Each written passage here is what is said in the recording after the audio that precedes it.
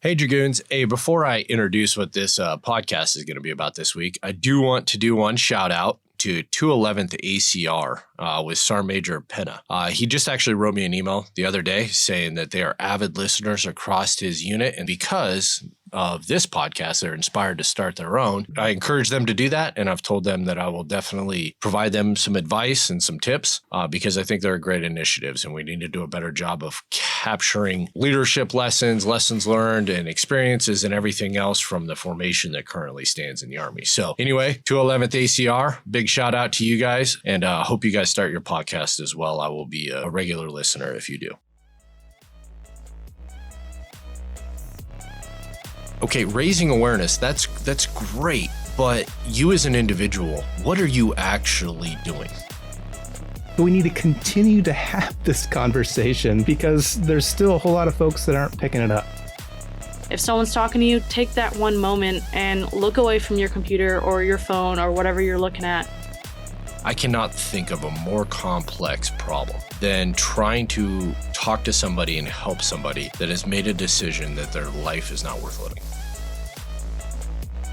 This month is National Suicide Prevention Awareness Month. The Army Chaplain Corps has partnered with the Reach One program, which is the goal is not only to raise awareness, but to also create a culture which ensures we care and we communicate with one another. Our goal in this podcast is to talk about this and how it's a community issue, and we need to work together to solve it. Now, I understand that, as you're listening to this podcast, you're like, oh man, it's gonna get pretty dark, it's gonna get pretty real. And I will tell you that it will. But we're also gonna talk about leadership. We're gonna talk about what it means to be a person that's in uniform and how you can impact and care for one another, but also how just by wearing this uniform alone, you are special and you have set yourself apart from the rest of the world in this endeavor. But before we dive in, I want to go around and I want everybody to introduce themselves. I, again, am Command Sergeant Major Michael Burke, the 33rd Sergeant Major, 2nd Cavalry Regiment. Chaplain Mike Voudouris, 2CR Regimental Chaplain. Good to have you on the podcast, sir. Good to be here. I'm super super excited. Okay, go ahead. Hello, everybody. My name is Sergeant Dauphinais. I am the 2nd Cavalry Regiment, Religious Affairs NCO. Well, I'm super excited to have both of you guys in the podcast. And as a lot of probably people know across 2CR, this is a subject that is very near and dear to my heart. And, I don't think, quite frankly, we can talk about it enough. But it's not just about talk. There's other things we need to do as well to truly kind of get after this problem that is quite frankly plaguing our Army. Sir, if you would, talk about the Reach One program. Sure, Sergeant Major. Just recently, the Army Chaplain Corps, which we have for decades, owned much of the suicide prevention training over the last several years, particularly on the onset of the war that we've experienced over the last 20 years. But even recently, our Chief of Chaplains, Major General Chaplain Soljum, has wanted to do some additional efforts and to focus and simplify the message. And I really think it's genius because the message that we are preaching, the chaplains love to preach, simply reach one. Each one of us, every single member of our formations, and even our families and our veterans, were to take the intentional time to look around and to reach one life. The reality is every single one of us got stuff. We have a past, we've experienced, and some of that predates our service in the Army. Right. So the question is, what do we do about that? Yep. And I think this message of simply just reaching one connects and allows everybody to participate and to become more aware of this problem set that we've been working through for literally generations. Absolutely, sir. And the thing I like about Reach One, there's a lot of different kind of initiatives and things that people are trying to do. And, I'm not talking disparagingly about any one of those. However, it's what are we trying to accomplish? What's a problem we're trying to solve? And the argument that I have is, hey, okay, raising awareness, that's great. But you as an individual, what are you actually doing? Recording a video where you're doing push-ups or handing a pen out or a keychain out. And I'm not trying to talk badly about those people, but hey, what if you called somebody instead of recording that video? maybe somebody you haven't talked to in a long, long time. And I think that's kind of what the Reach One program is kind of talking about. Call somebody instead and reach out to them and have a conversation saying, hey, how you doing, man? And genuinely mean it. Yeah, absolutely. I mean, look somebody in the eye, put your phone away where you can't even see it. Yes, active listening. Take the earbuds out of your ears. Yeah. And be fully engaged. Yeah. That's what I appreciate about this whole idea. Just the Reach One, it's an all-in type of experience. When you talk about suicide specifically, I cannot think of a more complex problem than trying to talk to somebody and help somebody that has made a decision that their life is not worth living, that they want to take their life. That's probably the most difficult thing that you could ask to be solved. Then on the reverse side of that, how do you get somebody to tell you that? Just like you were talking about, sir, you're not going to be able to do that, as Sergeant Major Abernathy says, an authentic conversation where they feel close enough to you that they feel they can divulge something like that. They're not just going to randomly say that. If there's no trust and there's no respect, it's never going to happen unless maybe you're in a position of counsel, like a behavioral health specialist or a chaplain or even a chaplain's assistant. So I know you have something you want to add. It's one of the best programs I think the Army's ever had. So please. Recently, Sergeant Major, I went through CIS training. Okay. We had over 20 soldiers that attended last week. I really like this training. It's assist applied suicide intervention skills training. We learned a lot throughout that week. It's an entire week long, Monday through Friday, 8:30 to sometimes 8 p.m.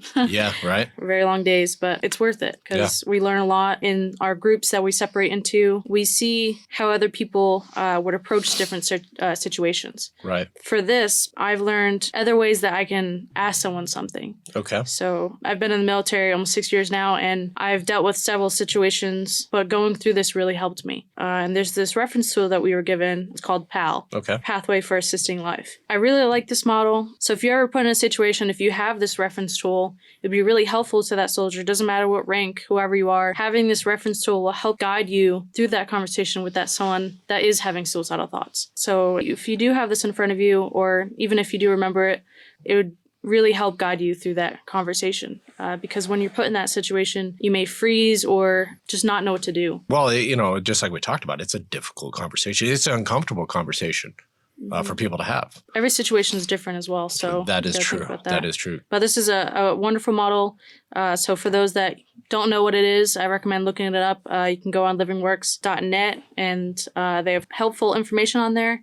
And just look up that reference tool. When are we looking at doing the next set of assist training? Do you know, sir? We're looking at late September. That was October, November. For sure. I just want to put that out. So you actually went through the training last week, or you were one of the facilitators? So I went through the training. Okay. I did help out with setting everything up, as well as another 56 mic. I believe about Wednesday, somebody came in and talked during the assist training and dropped an absolute bomb on the class.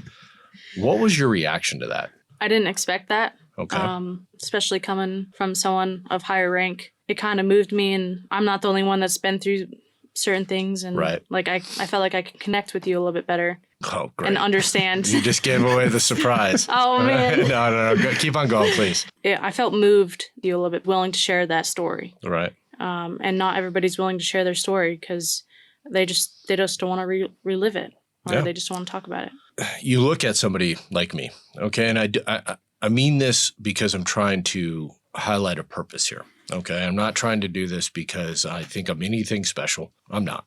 A regimental sergeant major, 22 years in the Army, what I would consider a good career. I've had a very, very successful career. 16 years in special operations. I've been through a lot of different things in the Army that, people covet. 14 combat deployments with, very elite organizations doing a lot of different things. Bachelor's degree, master's degree. I've done pretty well.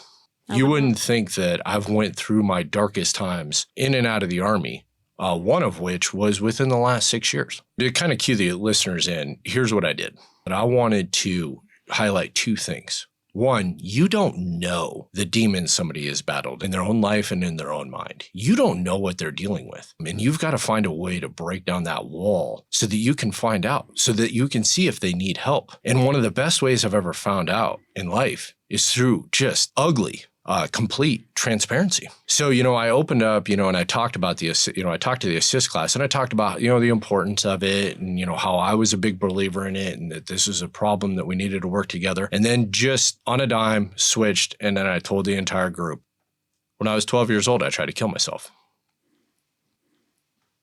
And that's tough for two different reasons. One, because it's a very real thing, and it's something that I had to deal with. But I will tell you, I was a very broken young man. I went through a lot of things in my life, and I was very insecure in who I was, and I just didn't feel that life was worth living. And the second reason is that this is now going to exist on a podcast forever.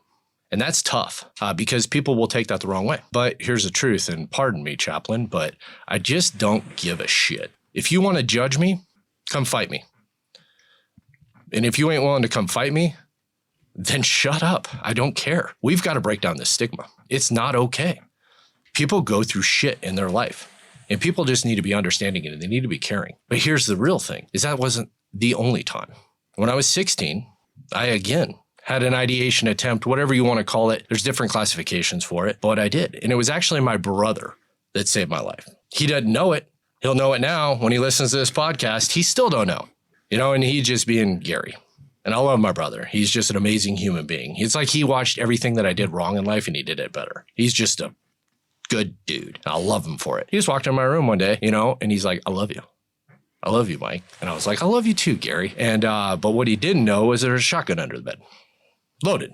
I had everything at my disposal to execute, and I planned on executing it, And then when I was a first sergeant in Charlie Company, I went through one of the darkest times of my life because I lost an absolute mentor to me, somebody that I looked up my entire life. Talked about him a couple times on this podcast, Master Sergeant Josh Wheeler, and a collection of a lot of other things that I was actually going through. And I was Charlie Company 275's first sergeant. It's just a timeless position. You hold that position, it's just a coveted position. But anyway, I was going through a lot of shit at that time. And then I lost Josh, and that was tough. I did not have an attempt that time, but I absolutely did have an ideation, and I had to seek help, and I had to get help. Now, those are three things, that has happened to Mike Burke, okay, in his lifetime, before the Army and after the Army. And here I sit, and every day is not the best day. Not every day is a great day, but it's a new day. And you just keep on putting, one foot in front of the other. And when you need to lean on somebody, you lean on somebody and you ask for help. You don't drive your car endlessly without taking it in for maintenance. If you do, it will explode. Well, maybe not literally, but you get the point. Humans go through things. They put a lot of miles on the road. They need to do the same thing. I say it now and I say it here on this podcast. To anybody in 2CR that's listening, anybody in the Army and out of the Army, it's okay to get help. Because I care about you. And if anybody ever tries to come at you because you're trying to seek help, find me. And there is not a rock I will not overturn. And there's not a thing I won't do to make sure that it does not impact your life and it does not impact your career. Because guess what? It's more important that you continue to live your life than anything else. The rest of it can be damned. Sorry again, Chaplain. It's all good. It's all good. So I've completely just taken over the podcast and talked for about 5 minutes, and I apologize for that, but I definitely struggled coming into this one. And my wife gave me a big hug before I left because she knew what I was going to come in here and talk about. And we talk about this so much. And she knew that it was difficult, but she also knows, because she just knows me, that I was struggling with what I wanted to talk about. And I've talked about this, but it's different when I talk to somebody about it. It's different that even if I record a video that's in a closed circuit, and everybody in 2CR gets to watch it, it stayed there and it stayed in their minds and they could talk about it. But this podcast, which we will turn very quickly, I can never, ever pull this back now, ever. I can't. It's there. People need help. And, if that means that people want to chastise me and drag my name through the mud, okay. As long as I save one life by just sharing my story. All right. Sorry, Major. So you said that your brother's the one that helped you through it. Yeah. Correct? So I think finding that person that helps you get through that situation is very important. And no matter what level you're at, making sure that your soldier or someone else that you work with, that they have somebody to go to. So checking in on them, asking them, do you talk to your mom or your brother, or finding who that person is you'll be a little bit more comfortable or at ease knowing that they have somebody that they can talk to. Yeah. Especially for those single soldiers out there. Sometimes they just feel alone, even though they know they have a battle buddy or a leader that's right there for them. Yeah. But checking in to make sure that they have that somebody to go to, I think would really help future situations. You know, if you're having suicidal thoughts or anything like that, at least they know they can go to somebody. I completely agree. Maybe you'll just be that somebody. Mm-hmm. You know, the RCO says that, you know, the world doesn't revolve around you, but to somebody, you can be their world. And maybe they don't have that person. They come into the Army and they don't have that family. They don't have that brother, that sister, the mother, you know, whoever. You can be that person, though, you know, that they can confide in. And I think that if more leaders, even specialists and above, are trained in assist, they can be that person. They can be that caregiver towards that soldier, whoever it is.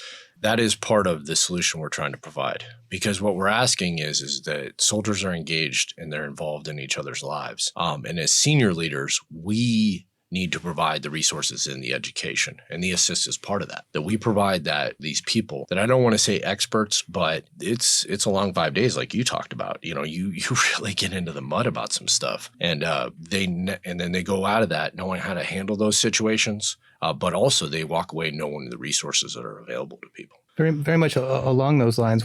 I think even more important than the skills is creating the right environment. Uh-huh. And it goes right along with what you just shared, that you set conditions, I think, for our entire organization by sharing just what you shared from a place of extreme vulnerability. Yeah. And now everybody, well, if he can do it, maybe I can do that as well. Yeah. I could raise my hand and say, you know what? I really need to talk to somebody, not fear that there could be some type of retribution. Exactly. Because we, over the last 20 years, in all of the suicide prevention training that we have provided, that there still is not a stigma out there. But as you and I have just talking a little bit before the show started, that's just not true. The stigma still exists. And so we need to continue to have this conversation because there's still a whole lot of folks that aren't picking it up. We do. We just continuously have to have this conversation until it's just not an issue. And it's not just about the stigma side of it or the reporting side of it or suicidal ideations or attempts. These are human lives. This man or this woman raised their right hand and swore an oath. And you stand in the uniform. And because of that, you are my brother and my sister. I don't know you, but I do know that I care because you wear the same uniform that I do. You have United States Army or Air Force, Navy, Marines, Coast Guard. Yep, even the Coast Guard, Space Force, even Space Force. Maybe we'll get some Space Force listeners. I care about you because you are doing something bigger than yourself. You are part of something bigger than yourself. So therefore, because of all that, we cannot stand to lose one. Not one. I think you're getting right at just kind of one of our key priorities over the last several years is that idea of engaged leadership. Yeah. And this is kind of the putting flesh on exactly what that is. It means sitting down, lingering a bit with your soldiers, creating relationships of trust built over time, listening back and forth to one another, being vulnerable as you just did is a great starting place in order to create that level of trust. Does it happen overnight? Most of the time, no. Is it a lot of work? Absolutely. Yeah. Is it worth it? No doubt. You just constantly got to have these kind of engaged conversations and these active listening conversations. But what if we just every day we committed to reach one person, and it could be as simple as shooting a little text out to somebody. Hey, you were just on my mind. You popped up. You're on my mind. I hope you're well. Yeah. No, I think we just need to do more of that. And it's not just leaders either. It's every single soldier. If we go to combat and we have to close with and destroy the enemy, we only have each other to count on. So we don't want to just wait until combat to establish those relationships, that trust, that respect. We need to constantly be doing it and constantly be making gains on it to our left and our right and our up and our down and everything else. And essentially training our Army core values. Yeah. Just as a regimental focus within the 2CR UMTs, we're focusing on Army Core Value every single month. And this month, we're focusing specifically on selfless service because of that this is the Suicide Prevention Month. Selfless service of thinking of somebody else, putting somebody else's needs ahead of your own. So putting aside your agenda, whatever it is that you have on your to-do list, someone comes up to you and you're like, well, I'll get to you in a second, but no, stopping, looking at them, fully giving them your attention and presence and helping them process whatever it is that they have going on. That one little act, which oftentimes we kind of like, oh, it's no big deal, that could make somebody's day. And as we do that on a regular basis, it not only lifts the other person, but also lifts ourselves. Absolutely. I agree with you, sir. So a lot of times it's really hard for people to just step back, like you were saying. Like, I know I have a hard time getting out of the office or stepping back. Like, I know when someone comes in and talk to me, I'm in the middle of doing something. You just need to stop, get out of your chair, get into another chair and give that soldier, whoever it is, your all. Doesn't matter what they're going to talk to you about or if it's just a casual conversation. You need to show them that you care, and whatever they want to talk to you about, show them that you're listening. Yeah. Have your body posture, facial expressions, all that's very important. You need to face them. Yeah. Eye contact. And yeah, she's facing me. Eye contact. Okay. And just honestly, eye contact is very big for me. Body posture, it doesn't really matter as long as you're facing me. I can tell that you're engaged and you want to listen to what I'm talking about. Instead of if you're on your computer and I'm listening, you can still talk. Yeah, or your phone. Or on your phone. Yeah. No, you may be listening in one ear out the other, but you're not giving that person your all. You're not fully engaged with them. So I encourage everybody, if someone's talking to you, take that one moment and look away from your computer or your phone or whatever you're looking at. Look at that soldier, look at them in the eye and talk to them, face towards them, because those little things matter. No, they do. I've said it a couple times on podcasts, but you've heard commanders, and, even sergeant majors or, first sergeants or any NCO, they'll say, my door's always open. Most of the doors are open. But what about the human being on the other side of the door? Are you open? Are you ready to receive them and give them, as you're talking about, your undivided attention? And it does. It happens to me all the time, too. People just walk into my office. Hey, Sergeant Major, you got a minute? If I am doing something like I'm on an email or maybe even a phone call, I'll tell them to sit down.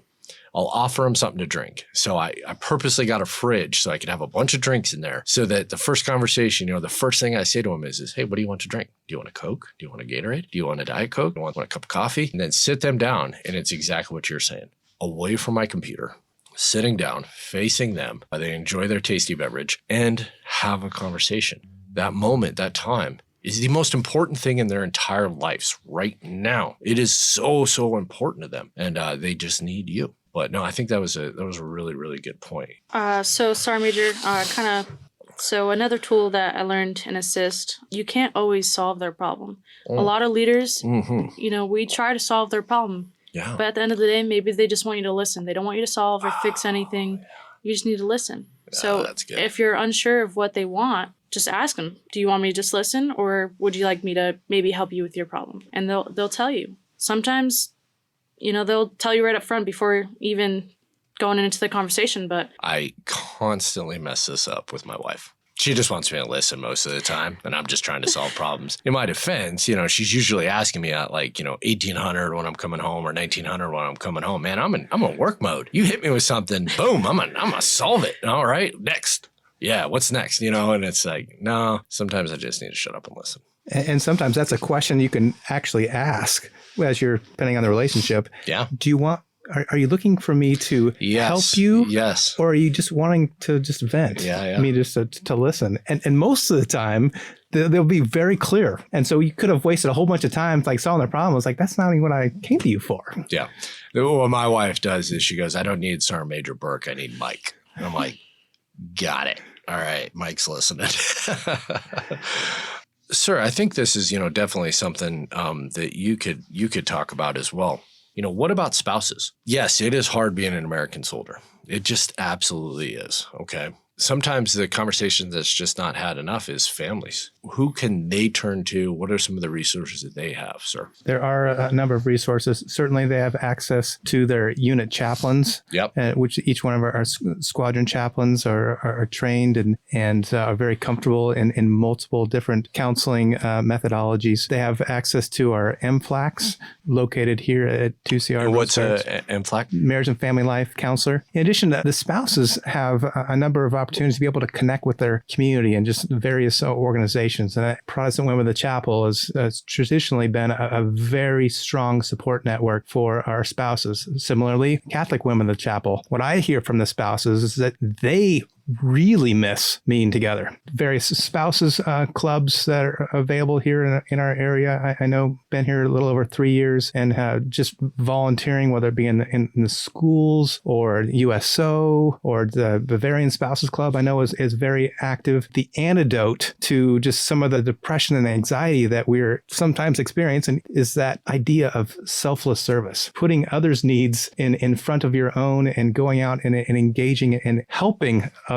That's a great point. But we need to be not just doing it with soldiers. We need to be doing it for families and spouses as well. My wife and I have moved multiple times, I don't know, like 13, 14 times. And we decided very early on our marriage, it really comes down to us. Yeah. That we have to own just our own social connectedness. And so when we move somewhere, our neighbors or next door neighbors are now our new best friends. Yeah. And just jump in and you're in it until you leave. Yeah. And then you start all over again. If you continue to work towards it, you'll find the right person, the right relationship that will be able to bolster you, and you'll be able to bolster and encourage one another. The thing I liked about what you just said, you guys decided to own that. And I'm a segue that into, the Sergeant Major of the Army, Grinston, his new initiative is This Is My Squad, Tim's. And really, when you tie that kind of down, it's about ownership. A lot of people think that it only applies to squad leaders, and that's not true. It's for every single person in the entire Army. Everybody has a squad. The point being is that you just need to take kind of ownership of this. Pair that with the Reach One. You are going to actively try to bring these people in, increase your sphere of influence, and have these real kind of conversations, but more importantly, connect on a real level so that you know what's going on in these people's lives, not just the soldiers, but the spouses or maybe the children and everything else. It'll help with a lot of different things. The idea behind this podcast is suicide awareness, but it encompasses so many things. We're all family. Here on Rose Barracks, here in Vilsec, here at 2CR, we're a big family. We need each other. We count on each other. Guess what? We don't always like each other, just like real family. And that's okay. That's okay. That's okay. We don't always get along, but we are a family. And but what we need people doing is everybody kind of taking ownership of this and treating it as if it's your squad and extending out kind of those sphere of influences. We are committed to one another. We are committed to one another. Regardless. Yeah, and absolutely. You kind of demonstrating some of the things that you've said today, bringing up some your own past, and Sergeant Dauphinais kind of talking about words like loneliness, compassion, empathy. These are not normal words that we talk about much within our formations, but when you start talking with that language, that connects with people in a much deeper level, and it does feel more like a family. And I think that's how we ultimately make progress on this problem of suicide, is that we're able to come up on the net and say, you know what, I'm just having a lousy day today. Yeah, right. I just feel lonely, and I don't really even know why. You say that in a group of people, and some may kind of go, well, that's kind of weird you said that. But I guarantee you there'll be somebody else that says, you know what, I can relate to that. I've felt some of that too lately. Yeah. And thus we move the organization closer together. So, sir, you talked about loneliness. I'm glad you brought that up, because right now, in the times of COVID, all the soldiers are either stuck in their rooms or stuck in their houses, and they may feel alone. And I think this is the perfect opportunity for leaders during their leader checks to actually take that time to connect, socially distancing, 6 feet apart, knocking on that soldier's door, do not leave until you've talked to that soldier, Yeah. unless they're not there, but talk to them, ask them how they're doing, and just take like 5 minutes to talk to that person. Yeah, you may be talking to a bunch of people that day, but overall it's worth it because, like we were saying earlier, that one conversation could really change everything that's going on in their life. You could have made their day just by that one conversation. So I just really encourage leaders out there that are going through these leader checks, or even if you're just walking through the barracks, please check on those soldiers and honestly have a genuine conversation with them, ask them how they're doing. Give them that opportunity to open up to you. And that's how you grow and you bond and you grow as a family, Yeah. So something I want to talk about right there that I think you did an excellent job of kind of highlighting. So as a leader, there's an expectation. You need to demonstrate to them what right looks like. And that's what right looks like. A lot of leaders are like, awesome, vacation. No. If you're a leader, you should be working harder than you normally work right now, doing exactly what you're talking about. This is your squad. So you need to take ownership of it, and you need to get out there. You need to see what's going on, and you need to have the conversation. You can do it, and you need to be doing it. It's two things. First, that's what leaders do when they care. And two, you are also setting the standard for them so that when they become leaders, they do the same thing because they are emulating you. And they will think that that's what right looks like, and then they will emulate that when they are leaders. I think we can all agree everybody just needs to care more and be understanding. We don't have to agree. We just need to listen, and we need to create friendships, and we just need to care for one another. The other big piece that we have alluded to kind of earlier, people want hope that things will be different. Yep.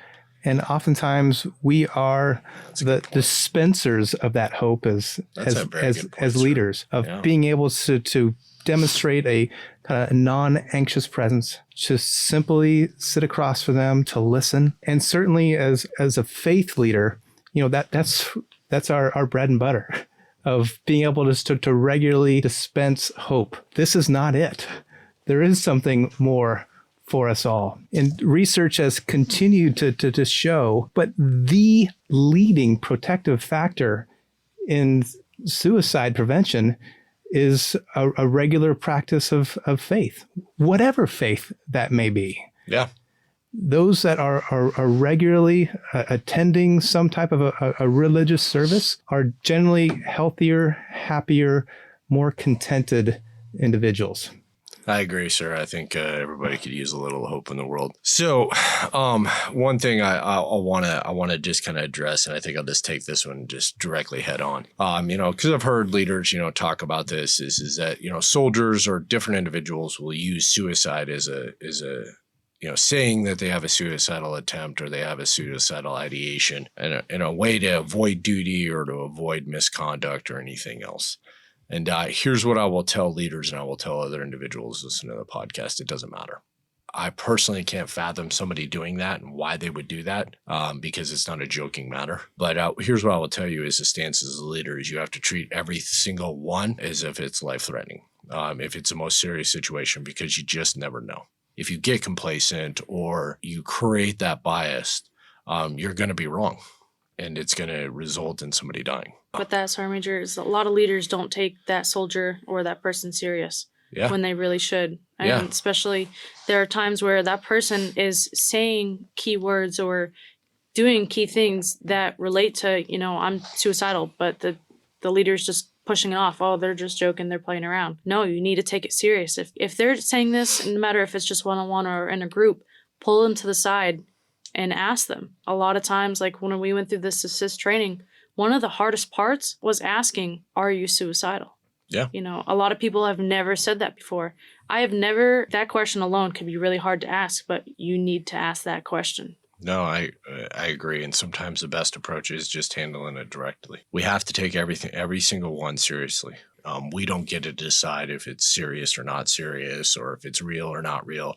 We're not trained professionals. We're not. So we need to let the people that are the professionals sort through that stuff, and that's their job, and that's why the Army hired them. But we as leaders, we need to take everyone as if it's the most serious thing that we'll ever have to deal with, especially in that moment. I really appreciate you two coming on. When it comes to suicide and suicide prevention, we need to have just an accountability partner that is reaching out on the outside and regularly checking in with us. We owe that. Every single one of us needs to make sure. I think in September is a great time to kind of relook that. Do we have somebody that's doing that for us to check in with our own needs?